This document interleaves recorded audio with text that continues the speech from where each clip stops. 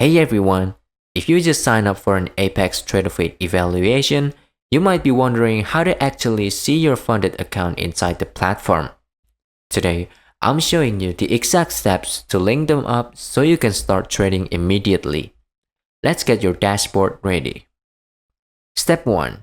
Get your credentials. First, head over to the Apex Trader Funding website and log into your member dashboard. Look for the section labeled Tradovate Credentials. Do not use your Apex website email and password. You must use Tradovate specific username, usually starting with Apex_, and the unique password provided in that dashboard.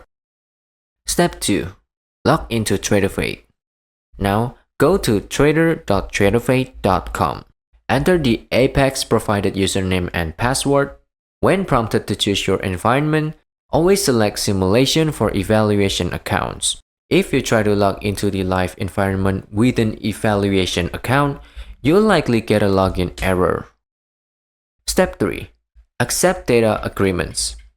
The first time you log in, Tradovate will present you with digital signature prompts for data exchange agreement. Select non-professional unless you're a licensed professional to avoid extra data fees. Once you sign the forms, your charts will populate with live data. If your chart price is orange, it means you haven't finished the agreements yet. Once it's white, you're good to go. Step 4. Verify your account number. Finally, check the top center of your Tradovate screen. Click the Accounts drop-down menu. You should see your Apex account number. If you have multiple accounts, they will all appear here. Make sure you have the correct one selected before placing your first trade. And that's it.